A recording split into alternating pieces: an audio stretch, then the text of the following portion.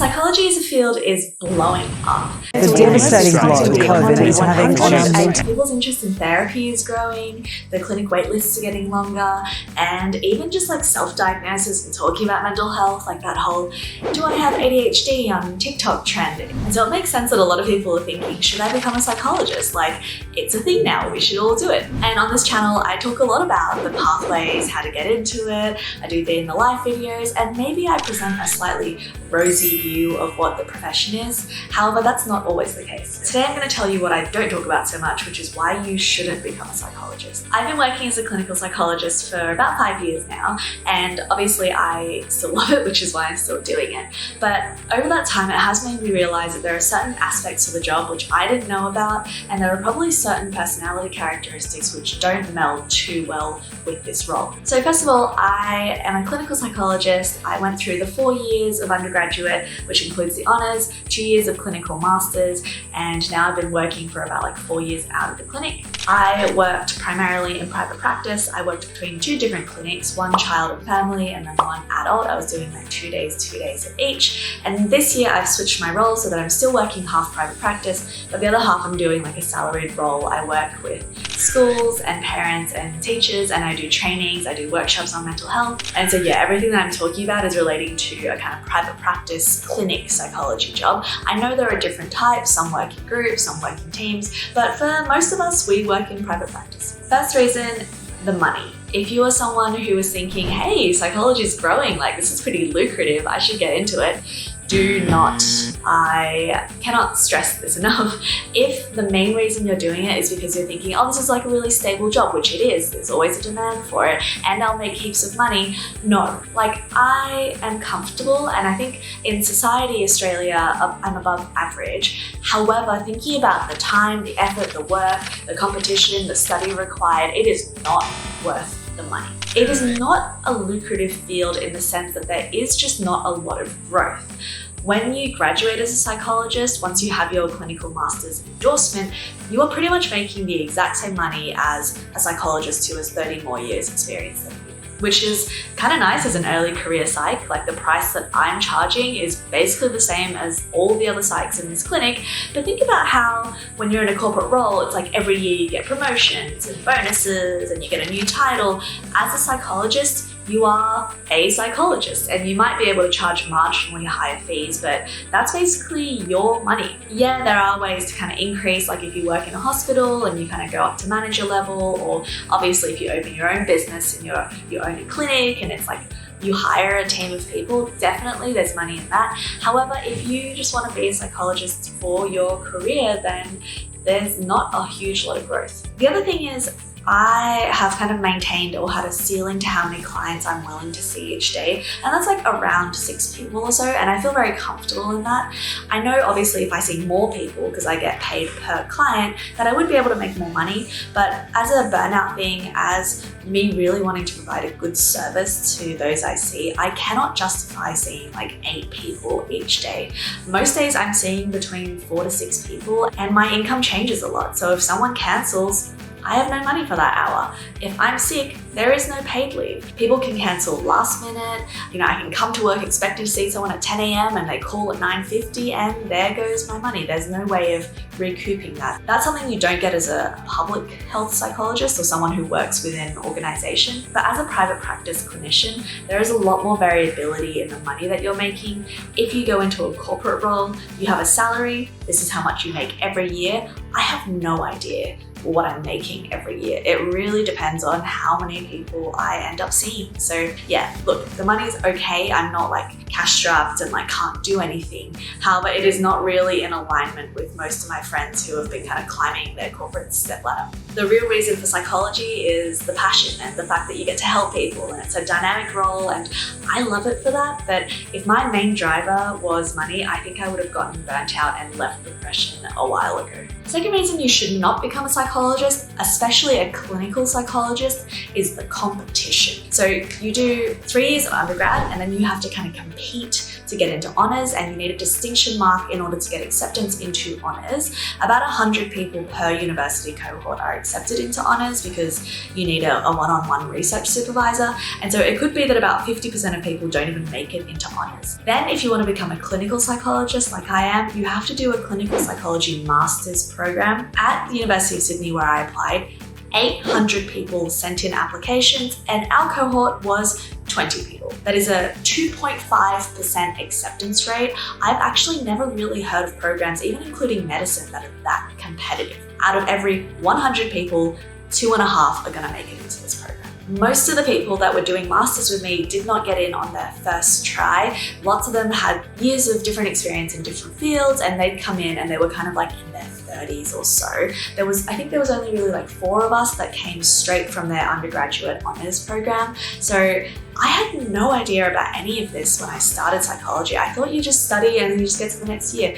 But there is a bottleneck when it comes to masters. They only accept 20 people into the USyd cohort because every single person needs to be heavily supervised, and they don't have that many supervisors, and it's a really expensive thing for the uni to do. And so you can't actually have thousands of students each year in the master's program. So it could be that you do really well at uni, all of that, and then you just get to this bottleneck, and some people try for multiple years before they finally get into the master's program. Third reason that you shouldn't be a psychologist is if you are unwell right now.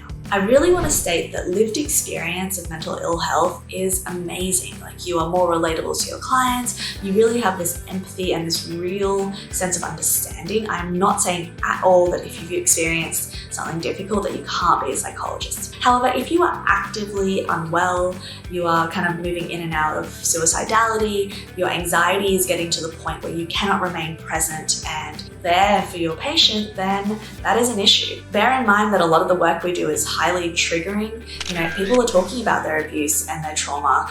Most people are coming because they're going through a rough time, not, you know, when they're going through a great time. And so it's not exactly a happy profession. It's a deeply fulfilling, connecting profession, but it's not exactly like I'm hearing rainbows and butterflies and huge successes day after day. So if you are going through a rough time, I really think about that quote about, you know, when you're in a plane and you need the oxygen masks, that you need to help yourself before you help people around you. And in order to be psychologists, we need to have a certain level of well-being. Otherwise, we're not going to be able to help our clients. There are some incredible people. There's a job called like a peer support worker, where you actually use your lived experience and sit with someone who's going through a different part of their journey, maybe the beginning, and you help support them.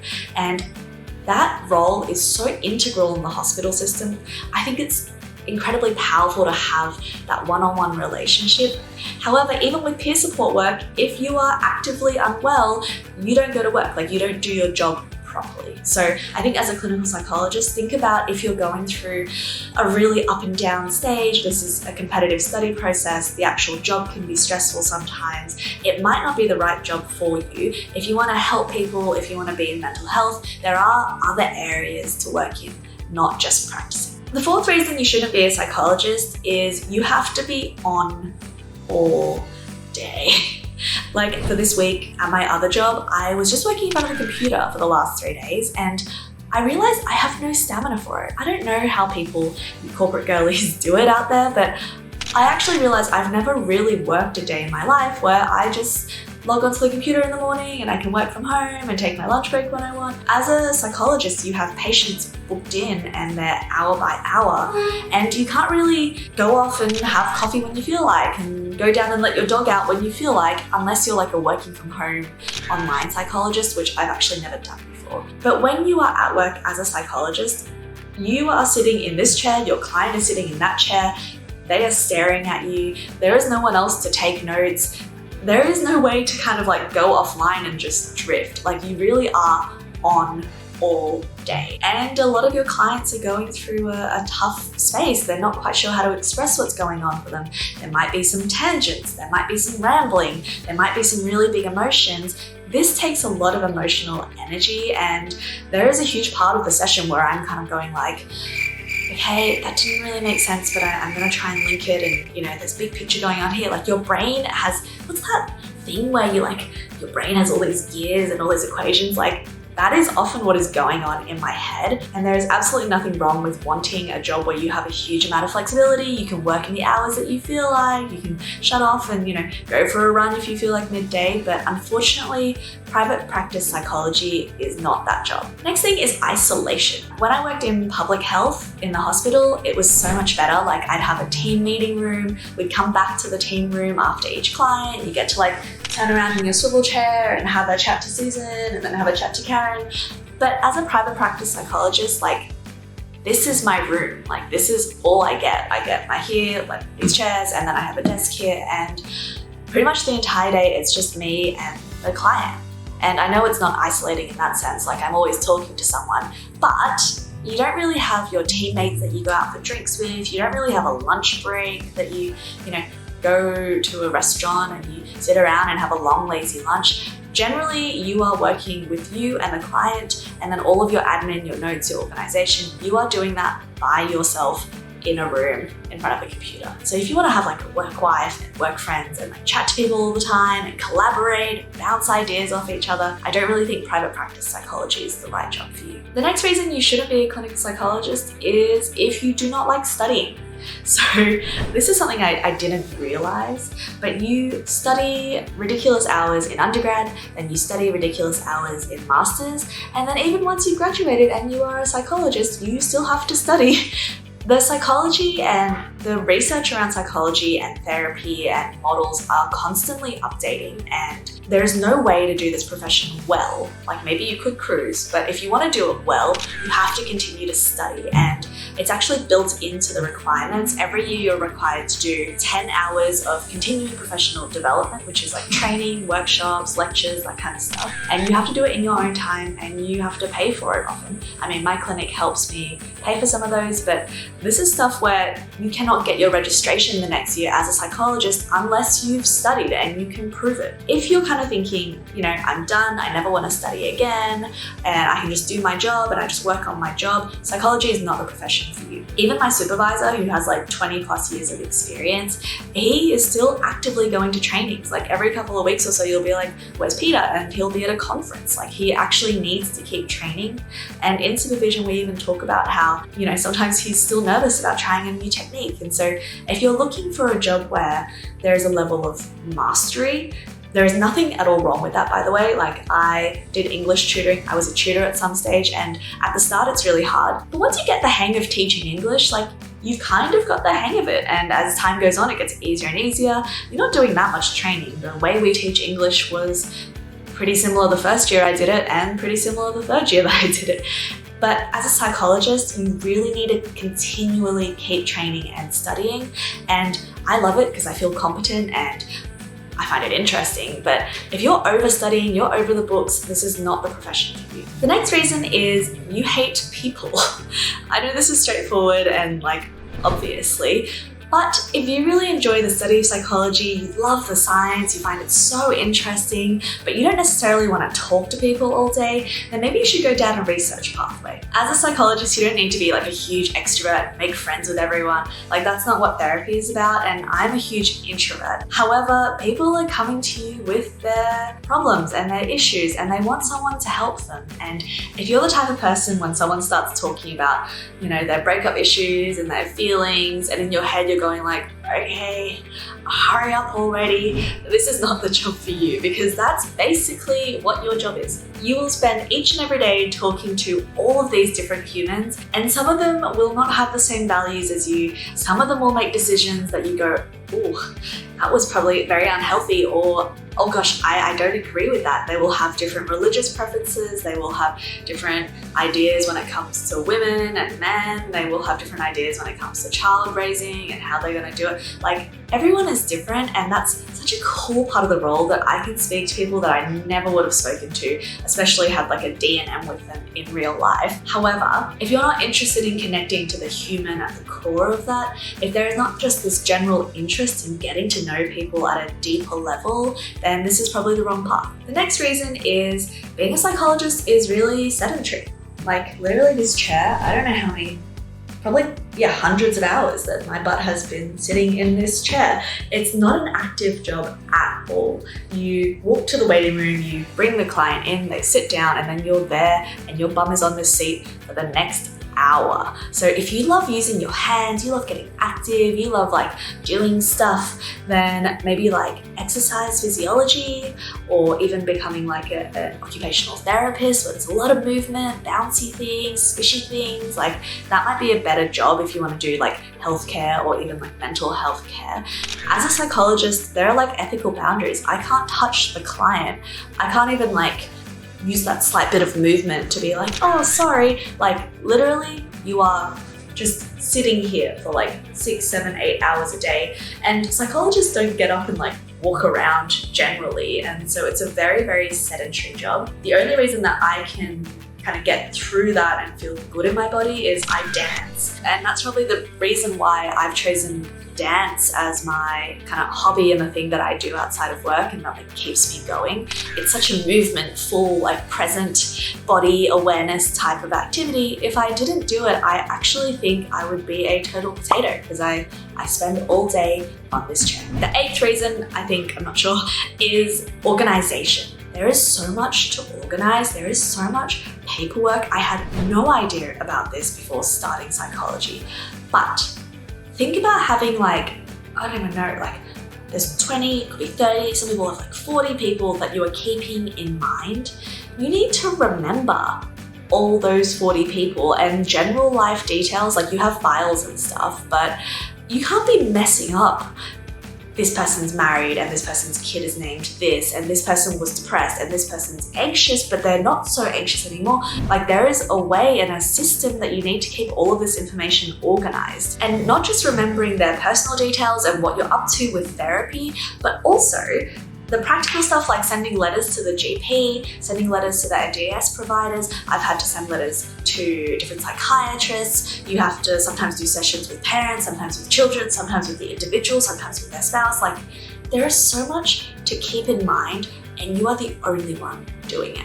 Like I'm already doing only a little bit of admin because I work in a group practice where we have a manager and she does all of the bookings and callings and billings. I don't worry about any of that. I do not have a finance brain. However, I still have to organize all of the therapeutic stuff, the client stuff, the liaison with different professionals. Like I think very few people who make it into a master's of psychology degree aren't organized, because inherently everyone's just nerdy and has studied really hard and you needed to be organized. But as a psychologist, it is more important than ever because you are alone. You are doing all of this by yourself. The way that therapy works is you get one psychologist each time. Like it's not like you switch, you rock up and like whoever's free, you see like a doctor or something. It's you get one psychologist, they handle your whole block of therapy, they do all of your letters and notes and all of that jazz, and you have multiple running timelines. Someone started this week, someone started 6 months ago, and you need to keep track of all of that. In addition to the therapeutic part of it, like that part is actually the easy part.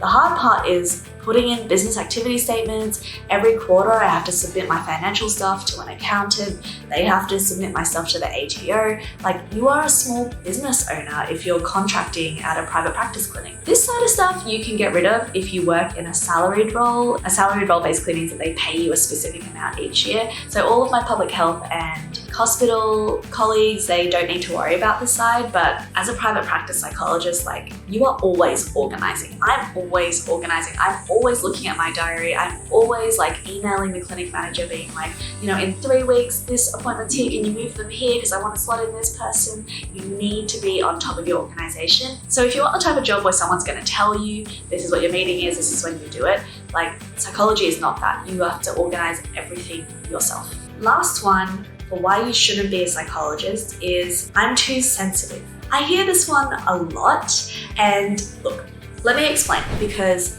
if you don't want a job where people are telling you about the difficult parts of their lives, where there's a lot of emotional investment, where you're kind of sitting with people during their darkest times, I totally get it. Like it really rules out a big chunk of the population. If you don't necessarily want to do the therapy, like that makes total sense. I get it. But this is the point for those people who say, I love it. I am so passionate. I want a job where I can, help people. I want to do it in a therapeutic way. I want to be able to work with one person and talk them through their journey and walk alongside them in improving their lives. Like, I love the idea of being a psychologist, but I'm just too sensitive.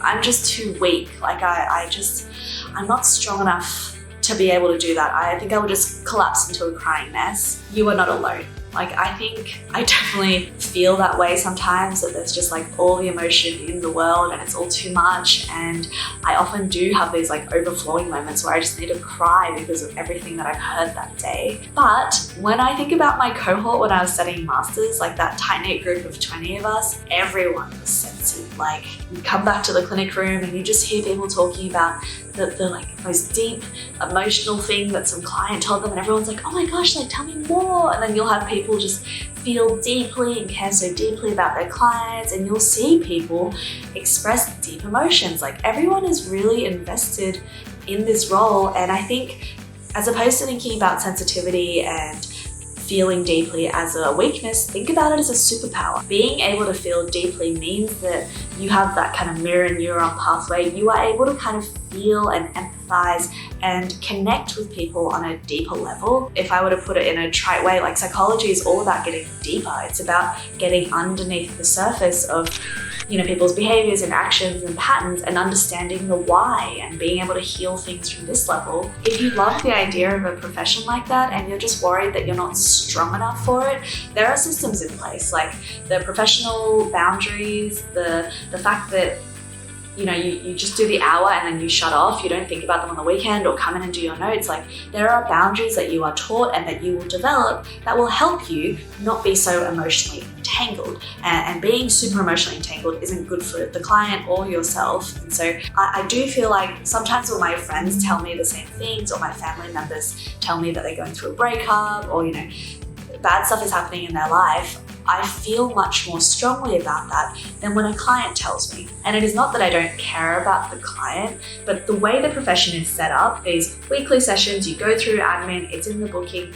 it is created so that you don't get overwhelmed. So that you don't take like 30 clients worth of trauma and you just take it home and hold it in. Like, we want to learn to let go of that. And this is a skill and a practice. Yeah, this is something where I actually really recommend you go and talk to a supervisor or another psychologist, like a mentor or something. I actually spoke to one when I was at uni, and I reached out through LinkedIn so I could have a chat to her and had a deep one-on-one with her about the professions. I think being too sensitive is not a weakness. I think that is a myth. Alrighty, so I hope that gives you a more realistic idea of what psychology as a profession is. Like I said, I do love it. I do not regret it at all, despite all these reasons why it can be difficult. However, if you want to hear the flip side of this, if you want to know about some pros, I do actually have a video about advantages as well. Overall, I think it's like any other career, something that we need to think deeply about, not just kind of jump onto the bandwagon because it's growing or we think that it's a lucrative industry. But I think psychology is deeply rewarding. I love the fact that I'm continuing to grow, and I know in 30 years I will still continue to grow. I don't think I'll ever get bored of this job. There are lots of different ways to work. I'm working as a private practice clinician, but yeah, like I said, I've changed now. Now I do workshops in front of schools, and it's such a different way of working. There is flexibility. So if today sounded bad, I'm just talking about becoming a full-time private practice psychologist. Some of my friends work in teams, and a lot of the stuff that I've talked about don't apply to them. So there are other roles, but for most people, when you think about the job of psychology, it is what I'm talking about, this one-on-one in a therapy together, seeing clients. Alrighty, thanks so much for watching. As always, let me know what your questions are in terms of becoming a psychologist and career pathways. And as always, I look to the comments to figure out my next video. So please let me know what you're interested in seeing, and I will make a video on it. Thanks for watching. Bye.